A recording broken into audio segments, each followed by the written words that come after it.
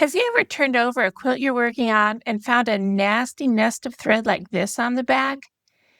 Or maybe something like this?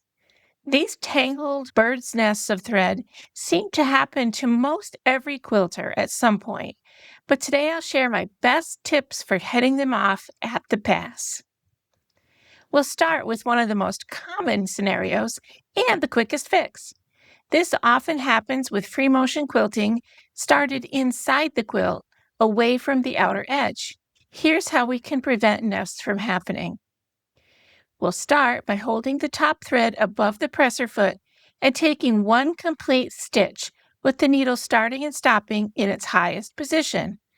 Then a quick tug, and the end of the bobbin thread should pop through. If the thread is really short, you might have to try this more than once. Then guide both threads back and under the presser foot and keep holding them securely so they won't get yanked back into the machine or the stitches when you get started. Here's what the stitching looks like on the back side, no bird's nest in sight. If you're straight or free motion stitching and starting near the edge of the fabric, you can just hold both the top thread and the bobbin thread in your hand behind the presser foot until you've completed a few stitches. This will prevent the ends of the thread from getting pulled into the stitching and making a mess.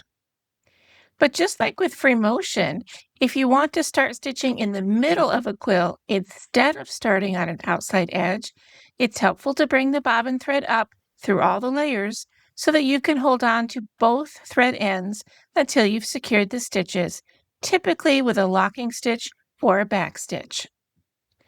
Here's how to do that. First, we'll hold the top thread above the presser foot and take one complete stitch with the needle starting and stopping in its highest position. Then a quick tug, and the bobbin thread should pop through.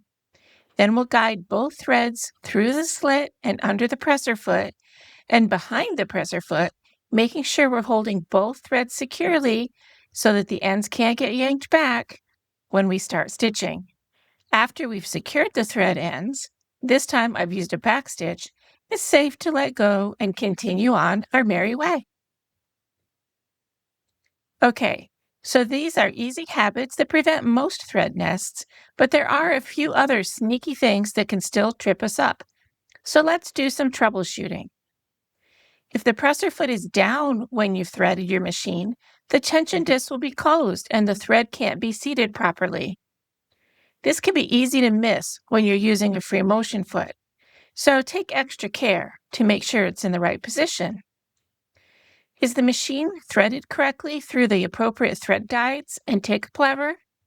The exact arrangement and appearance of these thread guides may vary a little bit from machine to machine, so check your manual if you need to. Is your bobbin inserted correctly? Which way should the thread be coming off the bobbin? Clockwise or counterclockwise? Mine needs to be counterclockwise. The thread also needs to follow the correct path inside the machine. Here's a look at Connor's small machine, and here's a look at my larger machine. Again, check your manual if you're not sure if everything's correct. Now, what's the next step if you're still seeing pesky nests? Well, does your machine need a good cleaning? Lint or schmutz in the bobbin case or along the thread path can be a real problem. I clean my machine out and change my needle every 2 to 3 times I refill or swap out my bobbin. It really helps. We also need to note that the problem could be related to thread tension. In this photo, the little bits of blue top thread being pulled to the underside of the quilt give it away. I'm Beth Ann, and if you missed the deep dive on easy fixes for thread tension, I'll link that video in the description and the comment box below. And with any fixes you try, always do a bit of testing on some scrap fabric and batting to make sure everything is working properly. We don't want any surprises. If you've ever dealt with thread nests, I'd love to hear your favorite tips. Please share them in the comments. And for more quick quilting problem solvers, you can check out my Machine Quilting Problem Solved playlist. Happy quilting!